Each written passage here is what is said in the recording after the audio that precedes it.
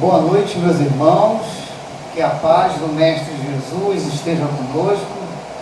É com grande alegria e satisfação que vejo no nosso salão Raul Teixeira, grande trabalhador da casa, um dos seus fundadores, aqui com rostos e carinhas novas, imaginando que todos procurando o Mestre Jesus, estudar um pouco o Espiritismo, e isso é muito importante, sobretudo nesse momento difícil que a humanidade passa, mas certamente essa dificuldade irá ser superada e nós continuaremos certamente com a nossa missão.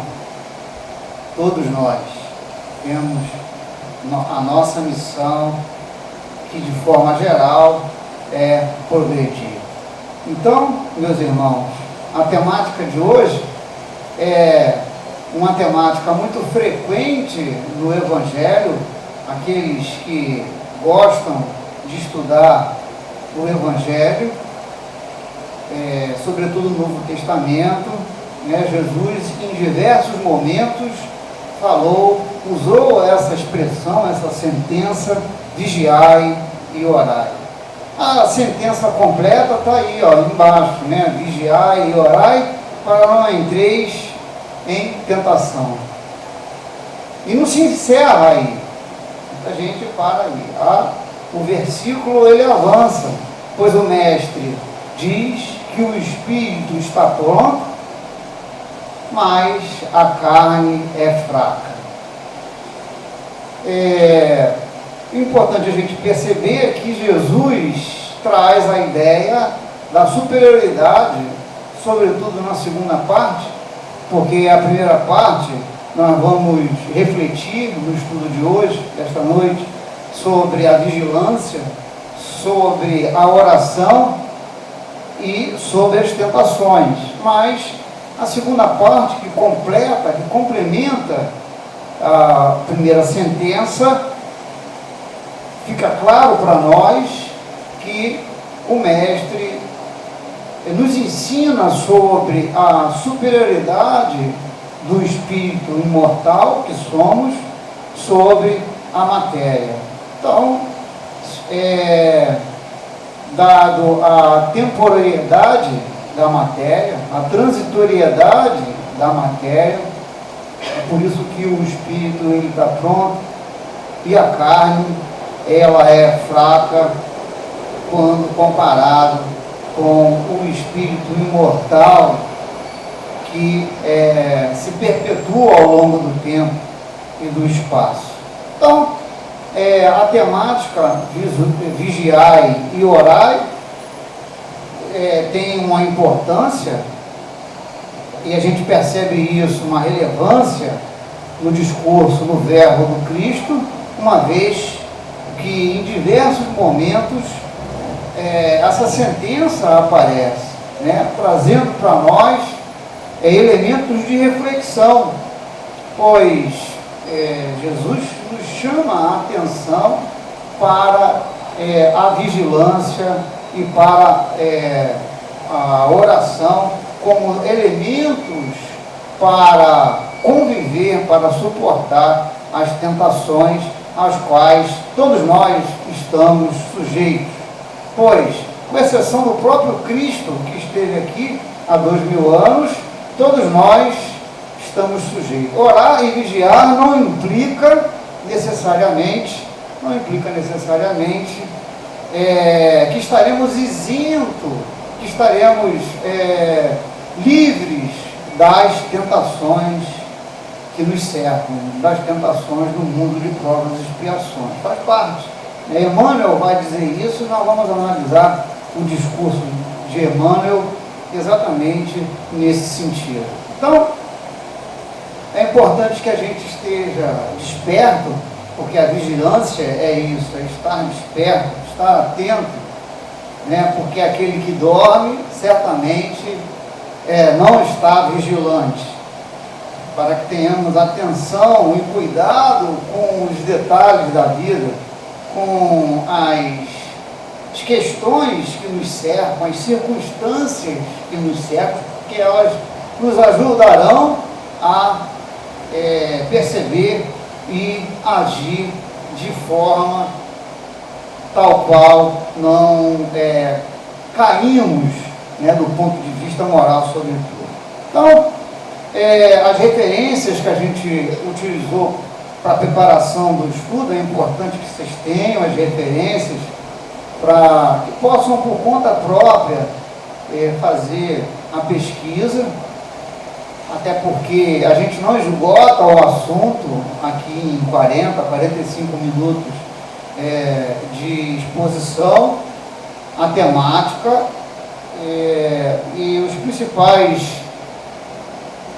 livros, né, da nossa referência bibliográfica são os livros produzidos na codificação, né, o Livro dos Espíritos, o Evangelho, a Gênese, né, a Bíblia, porque são várias passagens que a gente vai fazer referência, mas eu uso outros que vocês vão ver ao longo, para não ficar também carregado demais aqui.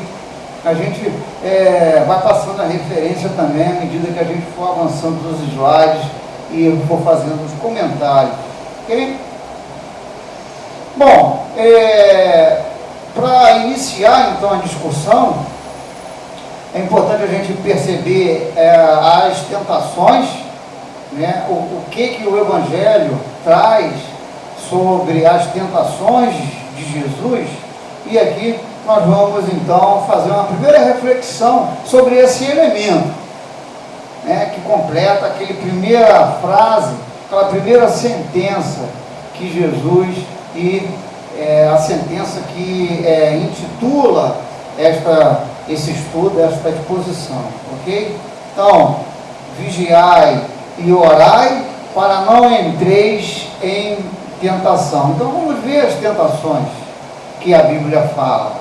E são 3 as tentações, eu não sei se vocês conhecem a história, mas Jesus foi ao deserto. Vamos aqui ler juntos, porque eu coloquei o trecho onde fala das tentações de Jesus. Então, foi conduzido o mestre pelo Espírito ao deserto para ser tentado pelo diabo. E tendo jejuado 40 dias e 40 noites, depois teve fome. E chegando-se a ele, o tentador disse: se tu és o Filho de Deus, manda estas pedras se tornarem em pães. E ele, porém, respondendo, disse: está escrito, nem só de pão viverá o homem, mas de toda a palavra que sai da boca de Deus. Está presente lá em Deuteronômio, no Antigo Testamento. Ok? A segunda tentação vem no versículo seguinte, então diz assim: o diabo o transportou à cidade santa, Jerusalém no caso, né, e colocou-o no pináculo. O pináculo é o ponto mais alto lá do templo. E disse-lhes: se tu és o Filho de Deus, lança-te daqui abaixo, porque está escrito que aos seus anjos dará ordem a teu respeito, e tomar-te-ão nas mãos, para que nunca tropeces em alguma pedra. Disse-lhe Jesus: também está escrito, não tentarás o Senhor teu Deus. Presente também ambas as passagens no Antigo Testamento. A terceira e última tentação que Jesus sofreu no deserto, segue o texto dizendo que o transportou o diabo a um monte muito alto e mostrou-lhe todos os reinos do mundo e a glória deles. E disse-lhe: tudo isto darei se prostrado me adorares. Então disse Jesus: vai-te, Satanás, porque está escrito, ao Senhor teu Deus adorarás, e só a ele servirá. Então o diabo o deixou, e eis que chegaram os anjos e o serviram. Isso é uma passagem de Mateus, capítulo 4, versículos 1 ao 11. Ora, gente, é claro que a gente não pode imaginar que essas coisas tenham acontecido. Na verdade, a tentação de Jesus é uma alegoria, é uma parábola, é uma metáfora utilizada exatamente para mostrar quão a humanidade está sujeita a cair, a falir, ok? Cair do ponto de vista moral, com ações inapropriadas que violam as leis de Deus. É evidente isso. Por quê? O Espiritismo ensina para nós que há 3 categorias de espíritos. Os espíritos imperfeitos, que pertencem à terceira categoria, os espíritos bons. Os espíritos imperfeitos são dominados pela matéria. Os espíritos bons já têm a superação ou o domínio sobre a matéria. E os espíritos puros, ao qual Jesus pertencia, não tem nenhuma influência da matéria e total controle sobre ela e sobre o espírito. Então, o Espiritismo traz isso para nós. Então, como um espírito da envergadura moral de Jesus iria estar sujeito a um espírito inferior, né, que a gente vê aqui a figura do Satanás, do diabo, como é que ele estaria sujeito a que esse tipo de espírito inferior possa levar ele daqui para ali, daqui para lá, vai para o pináculo, volta para o deserto? Isso seria uma incoerência. Jesus está sujeito à ação maléfica dessas criaturas. Então a gente só tem uma forma da gente imaginar que realmente, e Kardec traz uma argumentação, porque ele faz a análise das tentações de Jesus no livro A Gênese, excelente livro, no capítulo 15, intitulado Milagres de Jesus. Então, se vocês forem lá na Gênese, vocês vão encontrar Kardec analisando. Eu, quando falo Kardec é a espiritualidade, para a gente não ficar aqui, né, sendo repetitivo, enfim.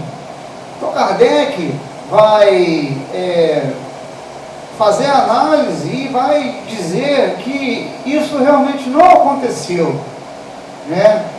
Que realmente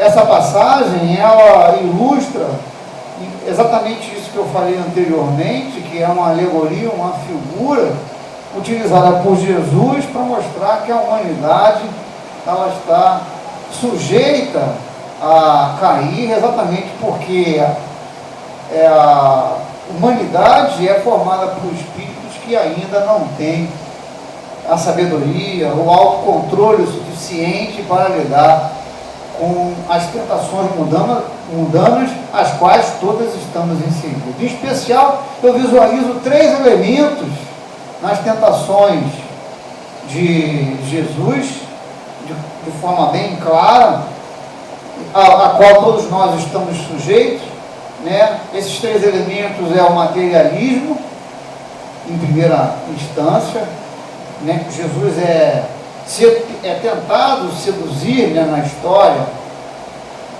por questões materiais. O materialismo é dos elementos presentes então nas 3 tentações, e o Espiritismo ele vem com um propósito exatamente de superar o materialismo.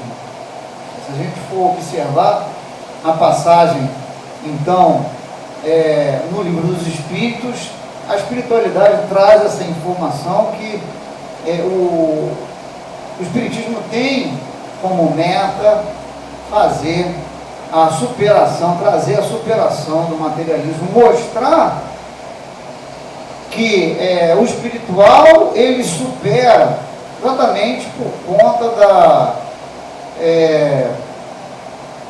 da temporalidade da matéria.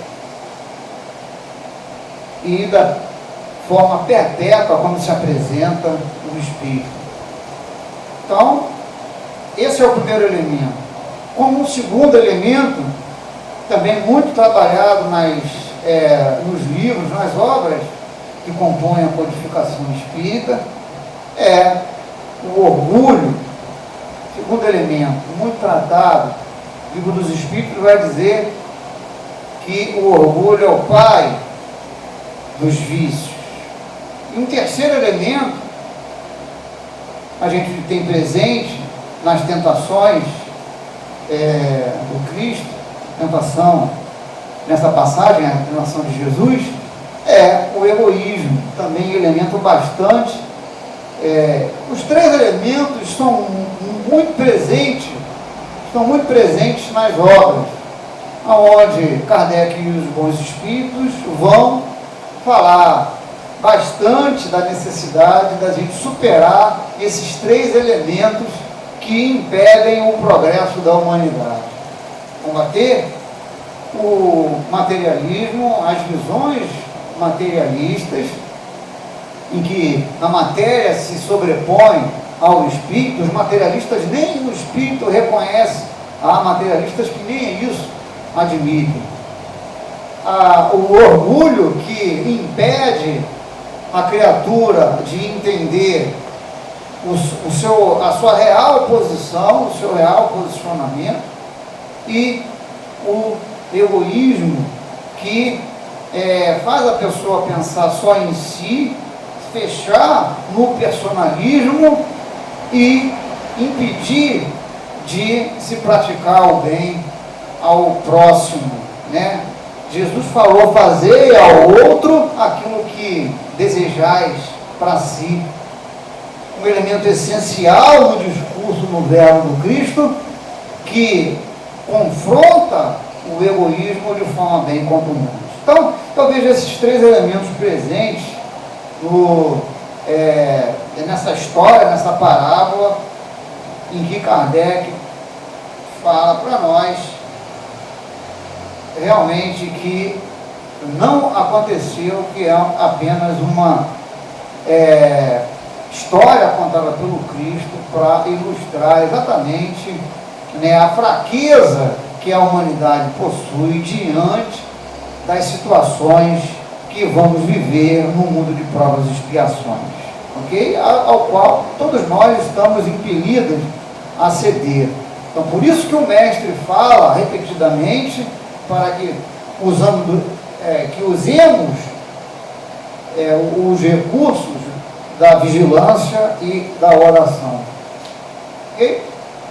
Então, já falei um pouco aqui sobre esses elementos, né, das tentações.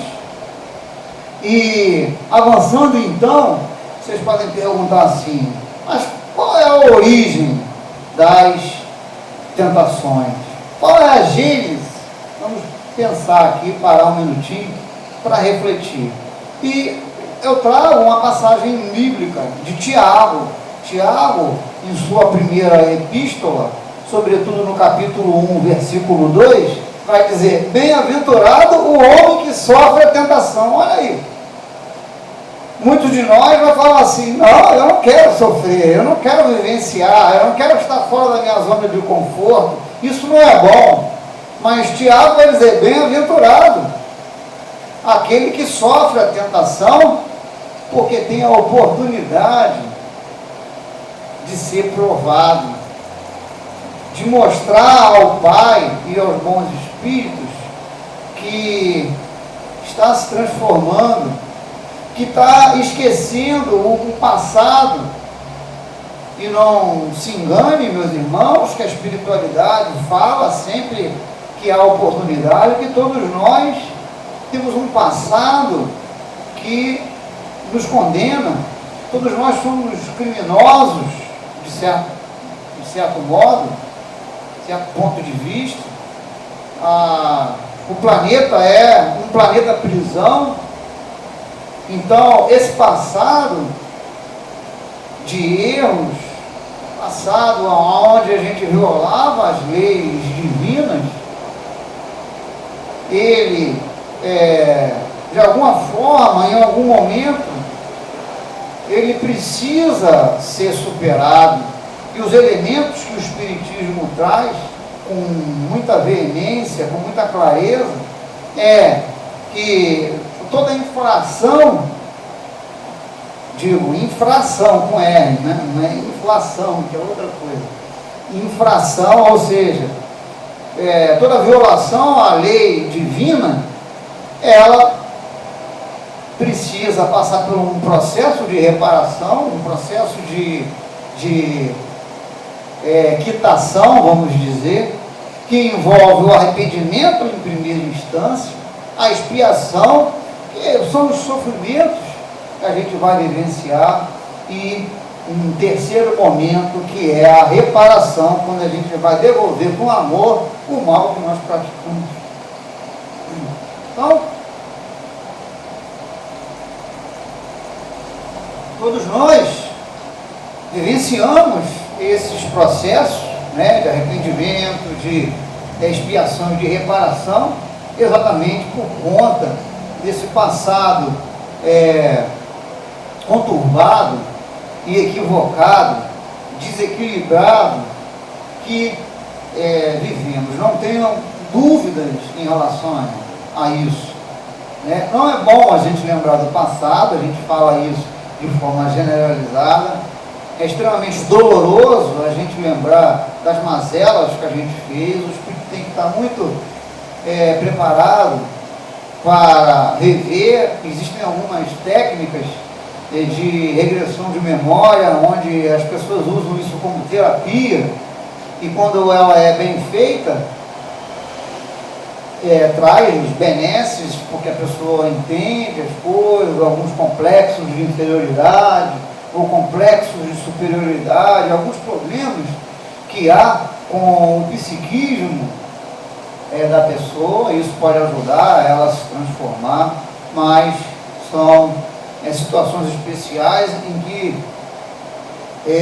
a gente tem que fazer com muita moderação. Por isso que Deus nos dá o esquecimento como elemento essencial para seguirmos a vida. Porque imagina a gente ter que conviver com filhos, com esposos e esposas, com pessoas próximas, companheiros de trabalho, em que a gente tem que conviver por 20, 30 anos, e cientes de que ou cometemos algum crime muito grave contra eles, ou então sofremos esse crime. Realmente iria dificultar muito a gente não fugir do foco principal de nossa encarnação. Lembremos sempre que a questão 132 do Livro dos Espíritos nos esclarece isso de forma muito plena, quando Kardec pergunta sobre os objetivos da encarnação, e a espiritualidade benfazeja nos fala que esses objetivos, eles estão centrados no progresso. Então, progredir é um objetivo, é o objetivo principal de todos nós. Claro que aí você pode ter objetivos secundários, vamos dizer assim, mas esse com certeza é um objetivo. Progredir é um objetivo que todos nós temos enquanto na experiência, na carne. Então, realmente, aquele que passar pelas provações da vida será coroado, né, receberá a coroa da vida. Lembrando que a coroa da vida nada mais é do que uma imagem que reporta a aquisição das virtudes essas que elevam o espírito, como se as virtudes fossem pedras preciosas que você vai adicionando à coroa da vida.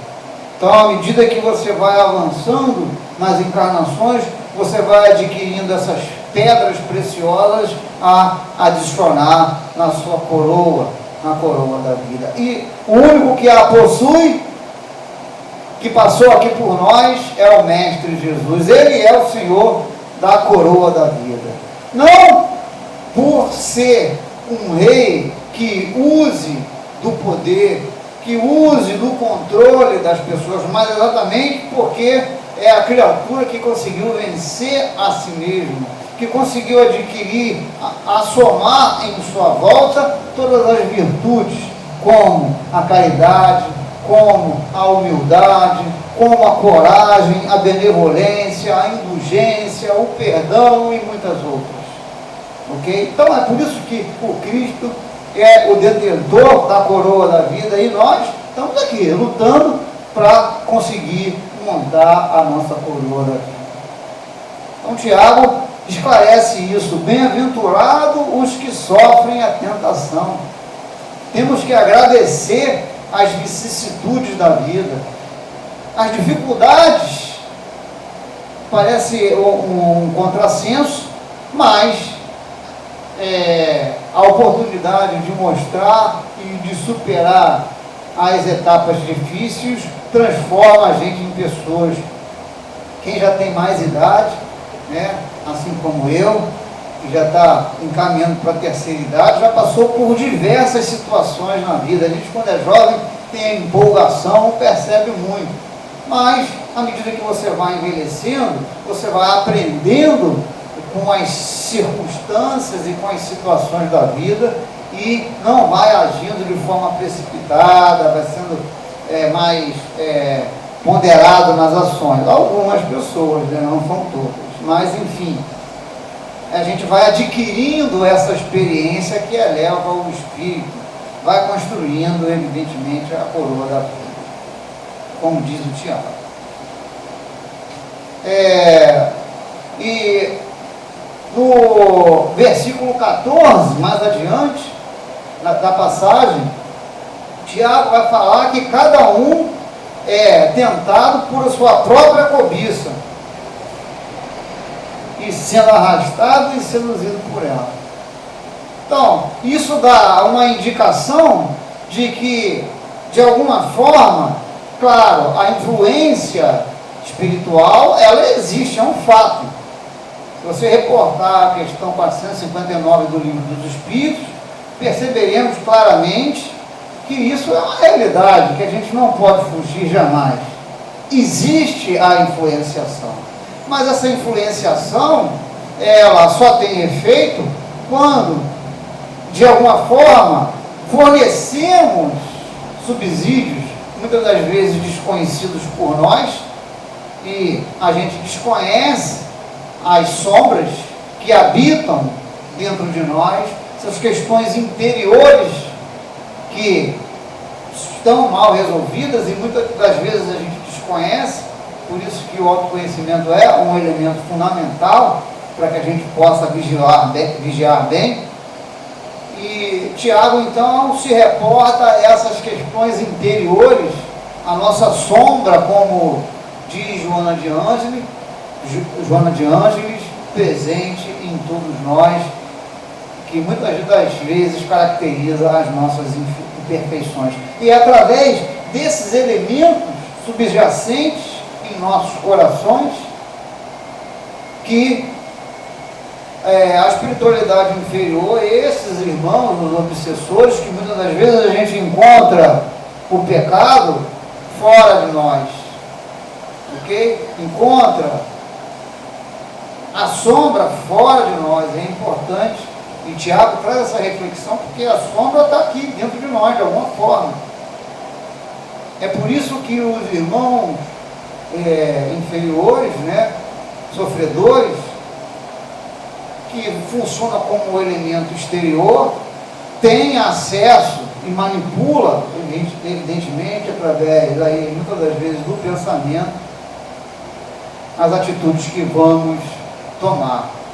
Então, é esse cuidado que Tiago está chamando a atenção, para que a gente observe esse elemento, pois existe, ele está subjacente em nossas mentes e nos nossos corações de alguma forma, dentro do nosso psiquismo, escondido, que às vezes a gente nem conhece.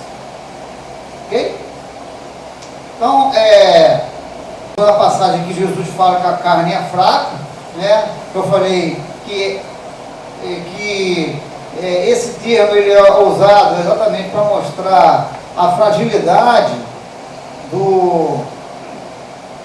da matéria em relação ao espírito, porque Jesus fala que o espírito está pronto e a carne é fraca.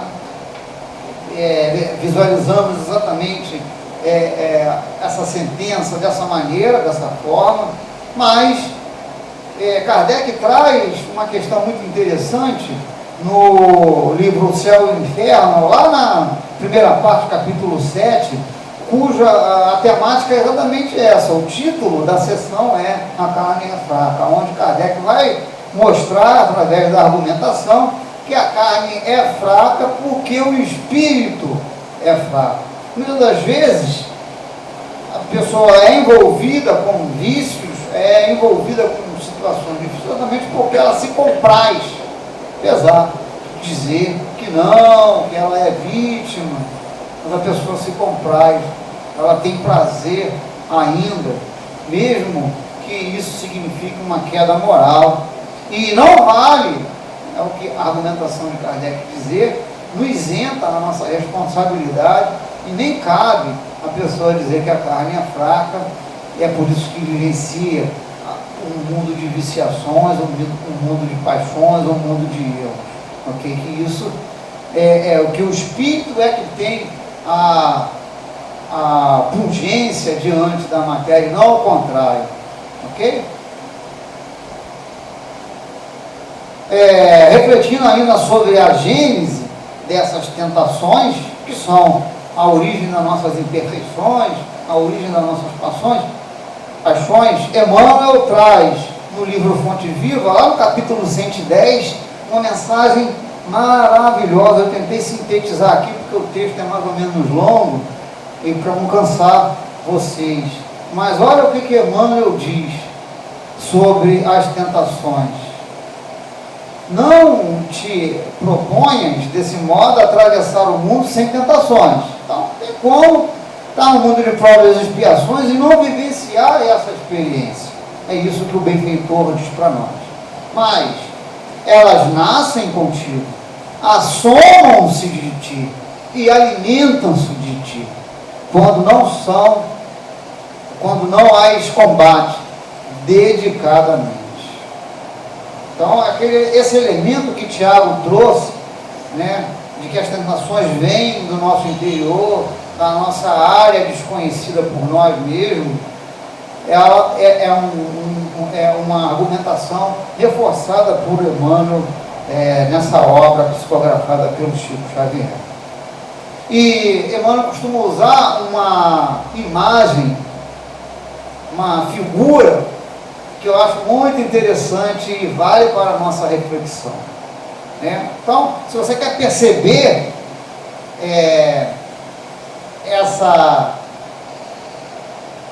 que as tentações têm a origem realmente no nosso psiquismo, em zonas desconhecidas do nosso psiquismo, zonas no nosso interior, no nosso inconsciente, basta você fazer a seguinte experiência: colocar diante de um cavalo um prato com diamantes e colocar de frente aos homens um prato com milho ou alfafa ou algum alimento que agrade o meu cavalo.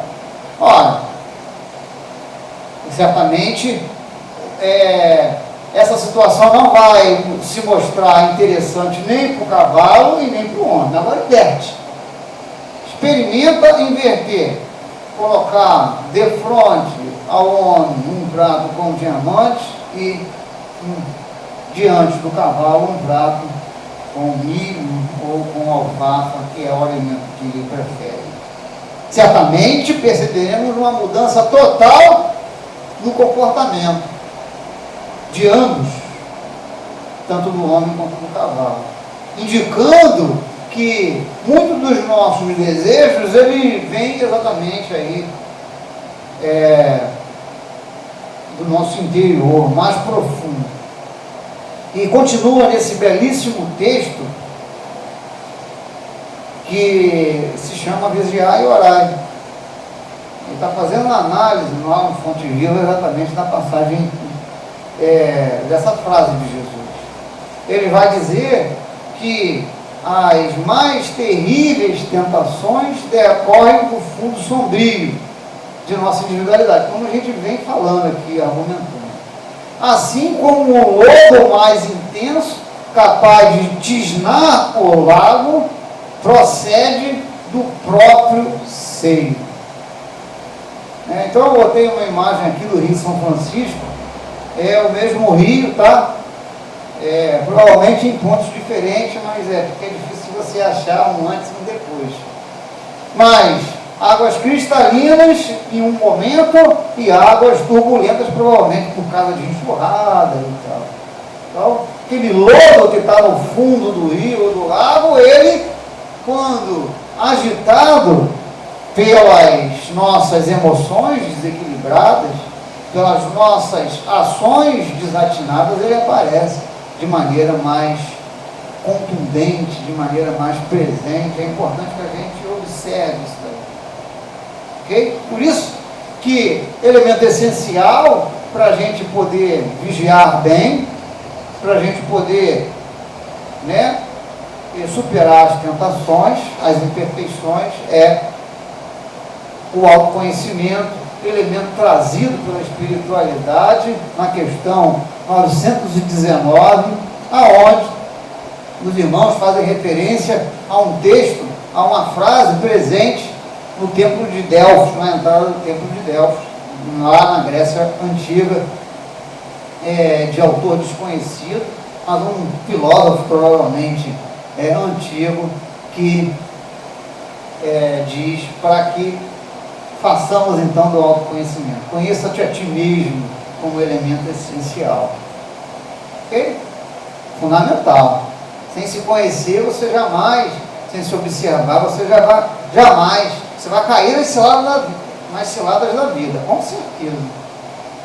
E a espiritualidade fala que não há um arrastamento irresistível. Isso não existe. Não estamos sujeitos às forças do mal de forma irresistível. Isso está claro. Lá no livro dos Espíritos, na questão 909, 910. 909 é o seguinte, onde Kardec fala um pouco sobre as paixões. Então, muitas pessoas dizem que têm vontade de transformar, de mudar algo em suas vidas. A gente percebe isso um exemplo simples de perceber quão difícil é fazer regime, você se controlar o desejo, de se alimentar mais do que deve. Não estou falando de deixar de se alimentar, aqui ninguém vai fazer jejum perpétuo, até porque é um atentado contra a vida. Mas quão difícil é quando a necessidade de se fazer, quão difícil é se controlar, a gula, que é um elemento negativo em nossa personalidade, com certeza. Isso dá para ter uma ideia. E tem gente que tem essa dificuldade para controlar os comentários fraternos, que na casa espírita tem muito disso, de comentários fraternos. Não existe fofoca na casa espírita, não tem essa história? Eu acho que é Edivaldo que eu conto essa história.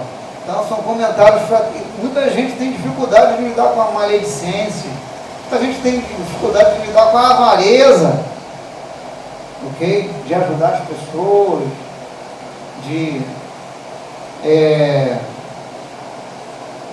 usar os bens materiais para ajudar as pessoas.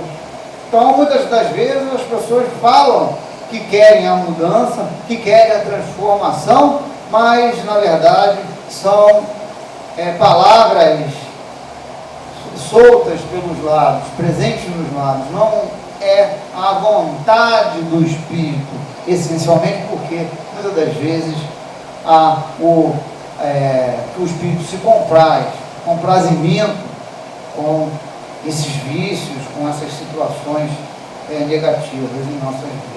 Então, muitas delas estão satisfeitas como as coisas estão, não querem a mudança e nem a transformação interior necessária para a elevação do espírito. Tá?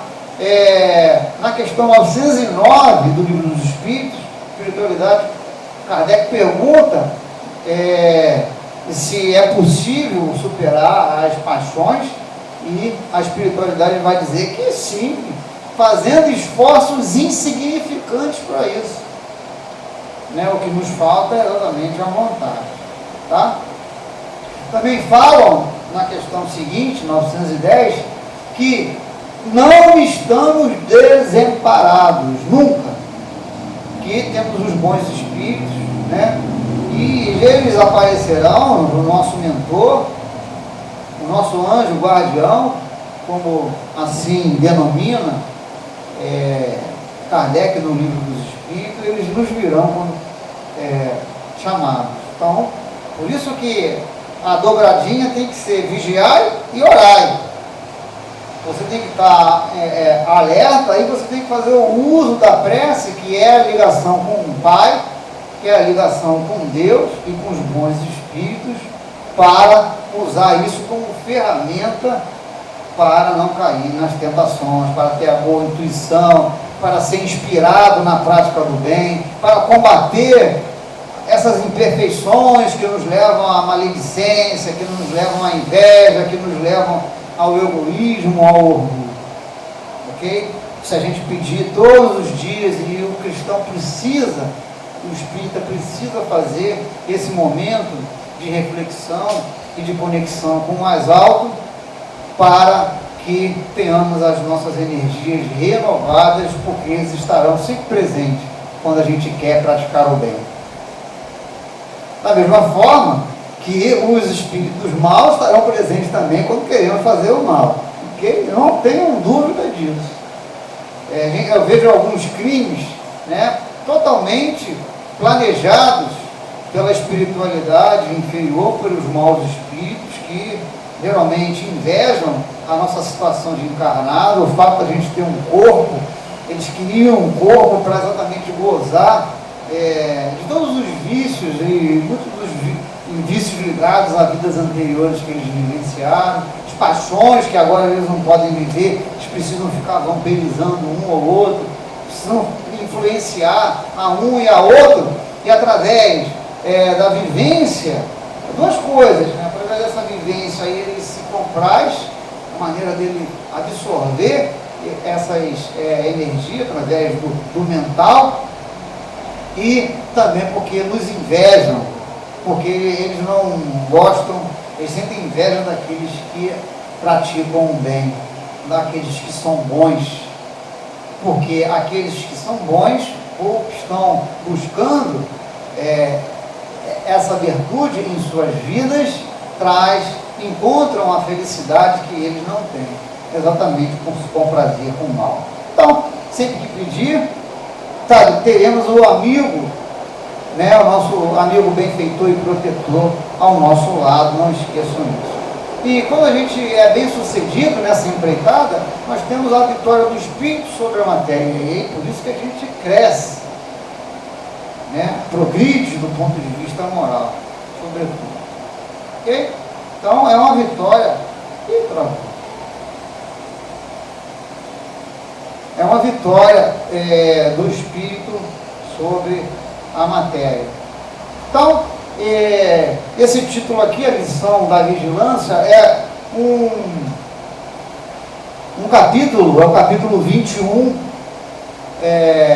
do livro Boa Nova, onde Humberto de Campos conta os bastidores, né, os detalhes da experiência de Jesus.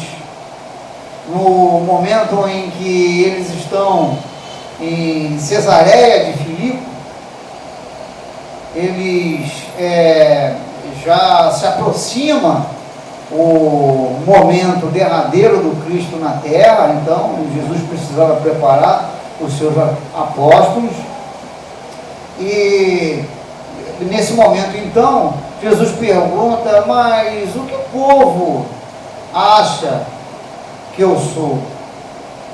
E os apóstolos respondem: mestre, uns dizem que o senhor é João Batista, outros dizem que é Elias, E outros acham que o mestre é o Jeremias, o profeta.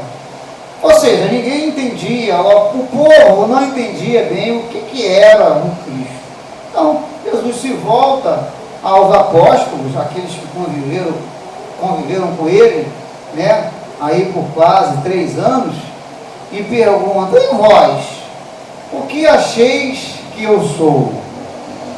Houve um certo silêncio, né, mas eis que de repente Pedro é inspirado e toma a palavra dizendo ao Cristo: tu és o Cristo, o Salvador, o Filho do Deus vivo. O Filho do Deus vivo. Ou seja, um Deus que não é uma imagem, que não é um objeto, que não é uma ideia, é um Deus vivo, é um Deus que interage conosco, que se comunica conosco. É um Deus, é um ser. Ok? Que a gente tem dificuldade de entender, mas é um ser vivo. E aí o Mestre Jesus diz para Pedro e para os outros apóstolos: bendito sejas tu, Simão, filho de Jonas, pois não é da tua carne nem do teu sangue que vieram essas palavras, mas sim de Deus que está no céu. Então, ora, se Pedro foi inspirado, evidentemente, pelos bons espíritos, a compreender plenamente o Cristo naquele momento. De certa forma, foi exaltado pelo Mestre, né? Mas, logo após essa situação, essa convivência, logo após, alguns minutos depois, Jesus começa a preparar os seus apóstolos, a falar de que iria vivenciar um momento de muito sofrimento, em que iria ser preso, que iria ser maltratado, que iria ser crucificado, condenado, que iria ser crucificado e que iria ressuscitar no domingo de Páscoa. E à medida que Jesus ia contando isso, né, os apóstolos foram ficando, diz Humberto de Campos, né, que a história é essa, que os apóstolos foram ficando assim apreensivos, e Filipe fala: mas Cristo, é isso mesmo, o prêmio que tu receberás de Deus por fazer somente a bondade? E aí Pedro, também inspirado,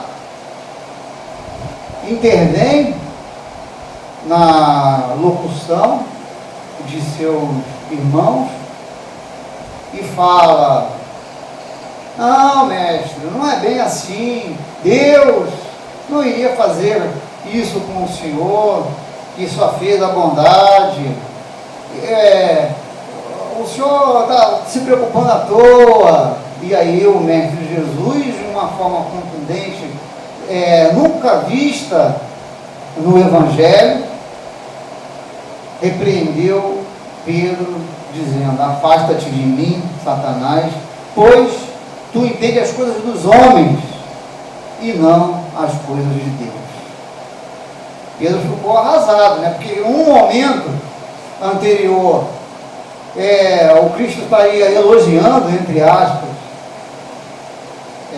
a inspiração que ele teve, né, dos bons espíritos, e agora estava reprimindo ele, certamente acusando, apontando, né, de estar fazendo mau uso da palavra. Fica claro a instabilidade ao qual essa passagem deixa bem claro para nós, a instabilidade que a todos nós estamos sujeitos.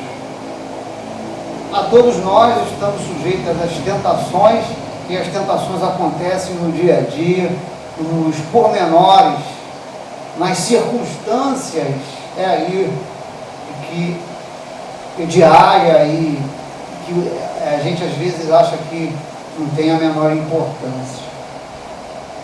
Então, no dia seguinte, né, Pedro percebe que Jesus não estava aborrecido com ele, que só foi uma chamada de momento, mas mesmo assim ele estava entristecido, de certa forma, e pergunta a Jesus por que ele falou daquela forma com ele. E aí Jesus vai falar carinhosamente com ele: ah, Simão, ainda não aprendeste toda a extensão da necessidade da vigilância. A criatura na terra precisa aproveitar todas as oportunidades de iluminação interior em sua marcha para Deus. E continua: vigia o teu espírito ao longo do caminho. Basta um pensamento de amor para elevá-los ao céu.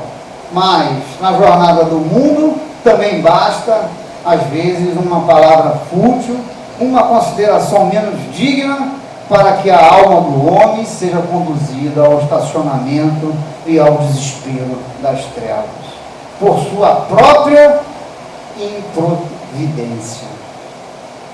Então, o mestre fala dessas situações que exigem de nós a vigilância, e para que a gente possa estar atento ao que acontece ao nosso redor, para a gente não ser esse instrumento da espiritualidade inferior, dos malfeitores que querem o reino das trevas aqui na terra, e sobretudo dentro de nós. Ok? Interessante que Marcos vai, uma passagem também analisada por Emmanuel, no livro Vinha de Luz, onde ele adiciona um elemento a mais aí no dueto, na dupla, vigiai e orai, que é o olhai, vigiai e orai. Ele adiciona mais um Marcos. E Emmanuel comenta então que é preciso examinar, ponderar, refletir, para que a vigilância não seja incompleta. Então esse olhar tem essa questão aí de você não sair trocando as mãos pelos pés, os pés pelas mãos, fazendo as coisas no automatismo, porque sempre quando você faz as coisas no automatismo, as consequências são negativas em geral, porque você não vigia. Não há como vigiar sem observar, sem ponderar, sem refletir. E aí continua o benfeitor a nos dizer que discernir é a primeira preocupação do sentinela. Então, o sentinela precisa fazer, sim, a distinção. Ora, a função do vigilante não é só fechar a porta para os maus, é abrir a porta para os bons. Percebe? E para isso precisa da observação. Então, continua o benfeitor dizendo para que procuremos no trabalho de cada dia, observemos, olhai o trabalho de cada dia. O serviço comum que acontece no nosso dia a dia está repleto de mensagens que podem ser aproveitadas para a gente desenvolver a vigilância. Ok? Então, muito interessante esse olhar aí do benfeitor no Vinha de Luz, capítulo 87. Olha, Ney Preto Neto vai fazer uma associação da vigilância com o trabalho preventivo. né? Muito interessante isso. Então, como se a gente tivesse que adquirir os equipamentos de proteção individual, as EPIs, né? Como traz aí a segurança no trabalho. E isso é fundamental para se fazer a vigilância de forma contundente. Então, quais são esses recursos, né? Se a segurança no trabalho vai tentar mapear, vai tentar registrar as atividades de riscos de acidente e os seus diferentes graus, temos que fazer a mesma coisa. Nós temos que ver a situação e perceber, opa, acende o sinal amarelo, acende o sinal vermelho, sai correndo. Isso é importante nesse quesito que é a vigilância. E vai dizer o autor do Manual Prático do Espírita, é o livro dele, muito legal, faço aí a recomendação. Nem sei se tem mais, é um livro antigo, nem sei se tem mais edição, se não está rodando, né? Ele vai dizer que as tentações são o nosso risco, ok? Tentações são o nosso risco. E vai...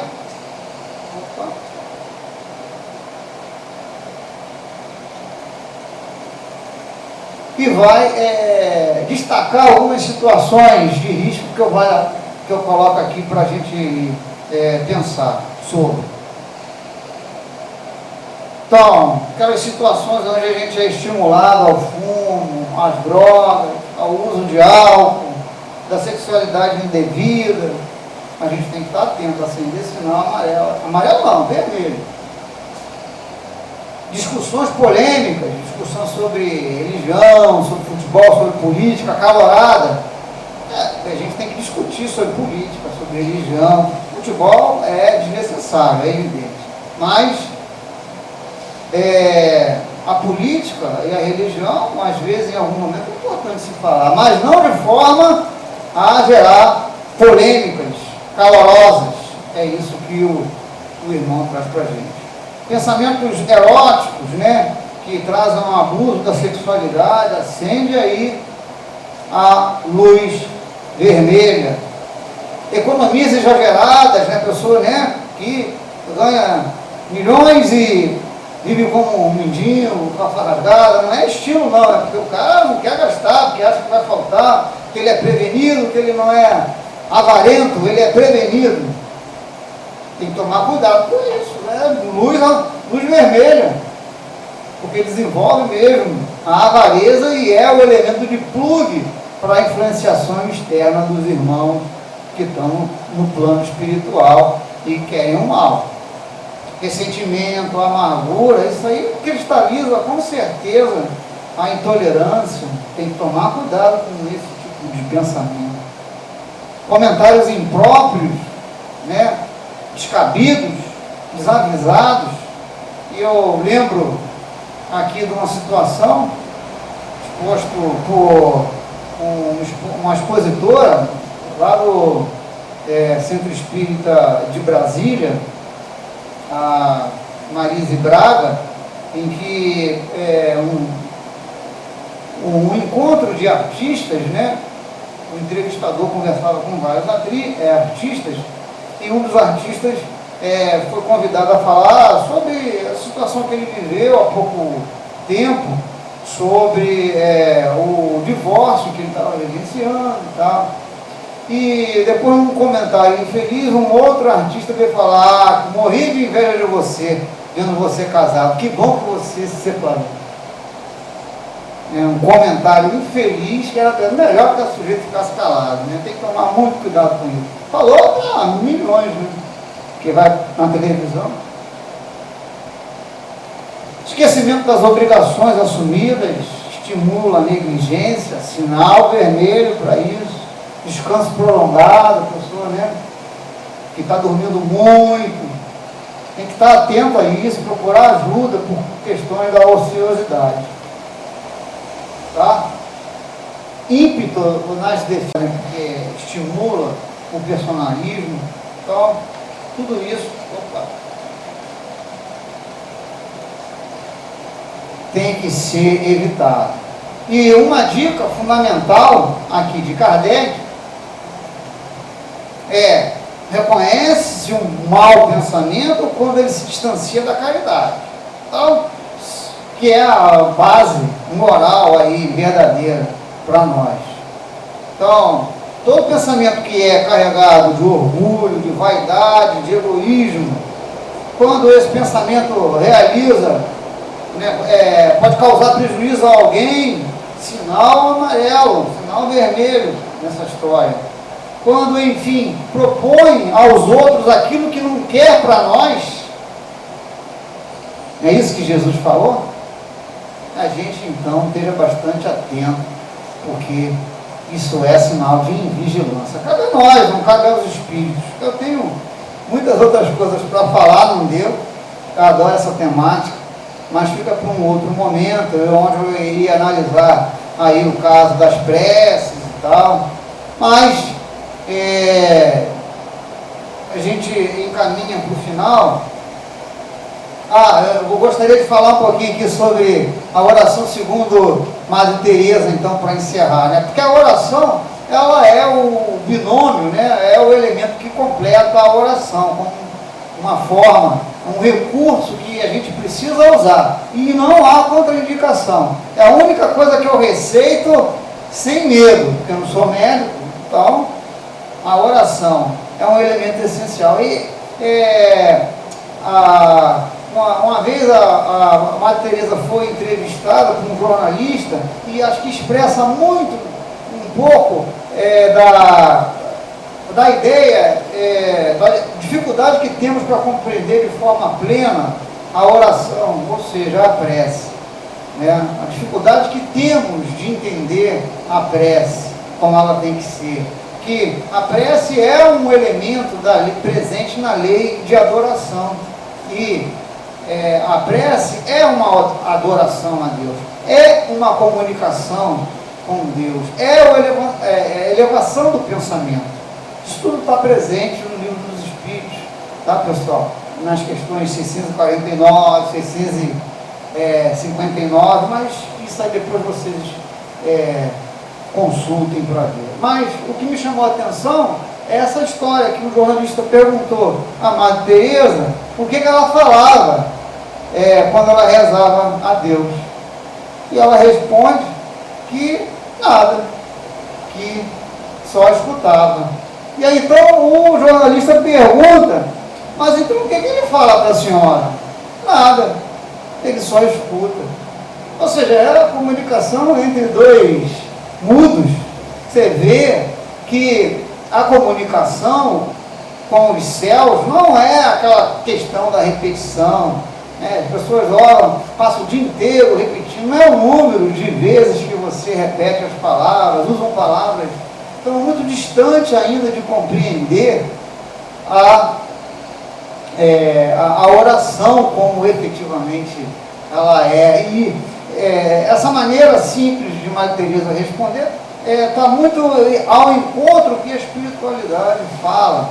Às vezes a gente pede na oração o tempo todo e não para ouvir a espiritualidade, não para sentir, para ouvir, porque é Deus vivo. Lembra que Pedro falou: tu és o Cristo, o Salvador. O Deus vivo não é uma imagem, não é um bezerro de ouro, é um Deus vivo que interage, que se comunica, tá? Então eu acho que essa situação da Madre Teresa traz muito disso, de como a gente está longe ainda de dominar essa questão aí da oração. Para não ficar, não avançar muito, eu vou então aqui encerrar. Eu tinha uma música, mas a música é de 5 minutos, ela é longa, eu queria ter um pouco mais de tempo, e a gente já está com o tempo estourado. Eu então só agradeço a Deus a oportunidade de estar aqui compartilhando essas reflexões. Espero que de alguma forma eu tenha sensibilizado vocês a estudarem, a procurarem o Evangelho de Jesus, a estudarem as obras da codificação codificação, porque isso é importante, que através do desenvolvimento intelectual, da compreensão, porque o Espiritismo é assim, ele é muito pautado na leitura das Escrituras, do Evangelho de Jesus, uma vez que o Espiritismo cristão é o cristianismo redivivo, Emmanuel sempre fala isso, e precisamos entender o verbo do Cristo e estudar os livros da codificação, organizados por Kardec, porque lá traz verdades que vão nos ajudar a lidar com as tentações da vida, as turbulências. Pedimos então a Deus, nosso Pai Celestial, para derramar sua misericórdia sobre nós, na certeza de que o Mestre Jesus está conosco, hoje, agora e sempre. Fiquem com Deus, meus irmãos.